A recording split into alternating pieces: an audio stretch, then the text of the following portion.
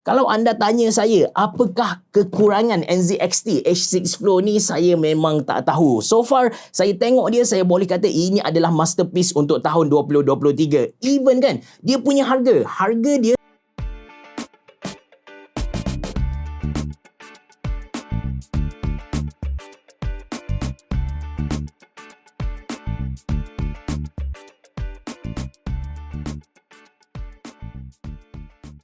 Assalamualaikum warahmatullahi wabarakatuh. Saya nak perkenalkan kepada anda satu casing yang quite viral sekarang dekat UK dan juga US, iaitu NZXT H6 Flow. Saya tengok casing ni, saya rasa yang NZXT dia inspirasikan casing ni dari Hype Y60 yang saya pernah review sebelum ni. Design dia memang lebih kurang sama, cuma adalah beberapa part yang NZXT ubah supaya ada improvement dekat casing terbaru mereka ni. Dari segi design untuk NZXT H6 Flow ni, saya suka. Airflow dia pun padu, but anda kena tahu saiz dia besar gedabak. Dia punya body tu, kalau kita tak masukkan apa-apa pun dah 9 kg. Kalau kita masukkan grafik kat bagai, kita cuba angkat, keluar buah sir bosku. Apa-apa pun, perkenalkan, ini dia NZXT H6 Flow, casing terbaru dari NZXT. Lebar casing ni ialah 287mm, panjang dia dalam 415mm dan tinggi 435mm. Instead of bentuk 4 segi sama, casing ni ada 5 bucu atau dia ada 7 permukaan, lebih satu dari yang biasa lah. Berat casing ni, macam saya bagi tahu tadi kepada anda, kalau kita tak masukkan apa-apa ke dalam, dia pun dah cecah 9.4 kg. Kalau kita masukkan graphic card yang besar gedabak macam Zotac Gaming GeForce RTX 4080 Aero ni, bayangkanlah berat dia macam mana. By the way, saya dah timbang berat dia bila saya dah set up macam ni, lebih kurang dalam 15 kg.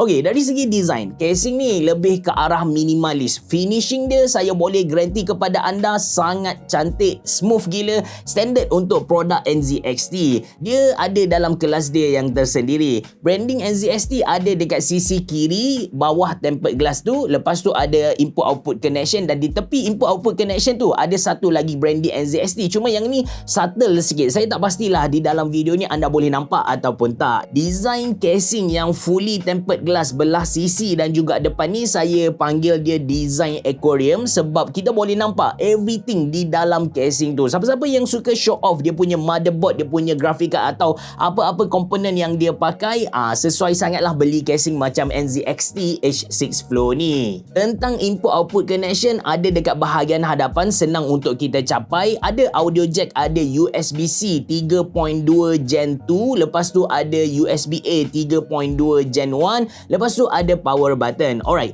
ini bahagian dalaman NZXT H6 Flow, which is bagi saya sangat-sangat luas. Kalau anda nak buat custom water cooling pun, anda nak letak radiator, anda nak letak reservoir, tak ada masalah langsung. Setup ni kan, saya dah guna motherboard yang besar ATX, kemudian saya gabungkan dengan grafik card yang besar gedabak RTX 4080. Ini pun anda nampak macam kosong kan, luas gila babe. Panjang dia dari belakang hingga depan ni dalam 405mm, tinggi dalam 370mm, and lebar ataupun kedalaman dia 175mm. Maximum graphic card clearance ialah 365mm. Maksimum tinggi CPU cooler yang kita boleh masukkan ke dalam casing ni ialah 163mm. Jarak antara motherboard dengan dia punya top panel tu luas gila guys, dalam 70mm. Kalau nak pasang radiator yang besar, yang tebal tu pun tak ada masalah. Seriously, clearance dia besar gila. Seterusnya tentang airflow, selain dari clearance dia yang mantap tadi kan, kita boleh sumbat total 9 biji kipas ke dalam casing ni. Bahagian bawah tu kita boleh letak 2 biji kipas 140mm, lepas tu dekat sisi 3 biji kipas 120mm, which is dia dah provide kepada kita, dan di bahagian atas 3 lagi kipas 120mm, dan di bahagian belakang 1 kipas 120mm. In case anda nak pasang liquid cooler, anda boleh pasang dekat bahagian atas ataupun dekat bahagian belakang. Untuk bahagian atas tu radiator 360mm, tak ada masalah langsung. Actually dari segi airflow ni, seriously honestly anda tak perlu risau. Let's say kita tutup semua panel yang ada dekat casing ni pun, dia punya airflow mantap. Dekat kipas-kipas, dekat dia punya power supply, dia punya panel tu jenis mesh, ada lubang, udara boleh keluar masuk tanpa ada sebarang masalah. But saya recommend anda untuk tambah kipas dekat bahagian bawah supaya dapat adakan intake fan lah. Udara masuk ikut bawah kemudian keluar ikut tepi. Itu sahaja. Lepas tu tentang storage. Basically kita boleh pasang satu biji hard disk 3.5 inci dalam hard disk case yang dia bagi kepada kita belakang motherboard tray tu.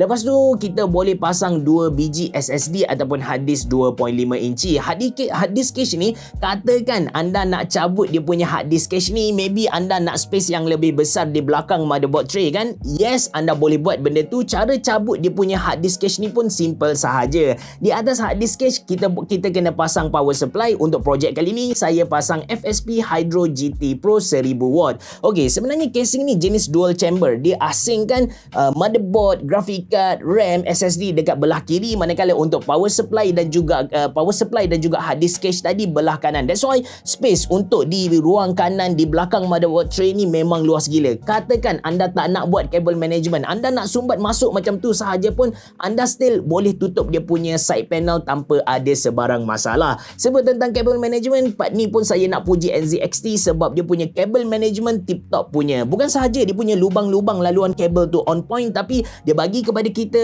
tempat gantung kabel dengan baik dan juga velcro strap. That's why kalau anda tanya saya apakah kekurangan NZXT H6 Flow ni, saya memang tak tahu. So far saya tengok dia, saya boleh kata ini adalah masterpiece untuk tahun 2023. Even kan dia punya harga dia separuh dari Hyte Y60 yang saya review sebelum ni, tapi dia punya airflow, dia punya build quality, everything lagi mantap compare dengan Hyte Y60. Harga dia hanya 499. Dia datang dengan dua variasi, warna hitam dan juga warna putih. Kemudian dia ada satu lagi variasi yang RGB punya. Yang RGB tu harga sedikit mahal, RM629 Malaysia. Kalau anda nak beli NZXT H6 ni, ada satu benda sahaja yang anda kena bear in mind, ada satu benda sahaja yang anda kena cakna, iaitu dia punya size ni besar gila, and untuk letak atas meja berkongsi dengan monitor tu bagi saya tak sesuai lah. Anda kena letak dia di atas satu dedicated table khas kepada dia untuk show off dekat orang ramai, sebab saiz dia besar gedabak guys. Apa-apa pun kalau anda berminat untuk beli NZXT H6 ni,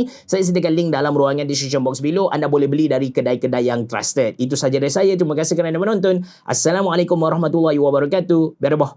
Jumpa lagi.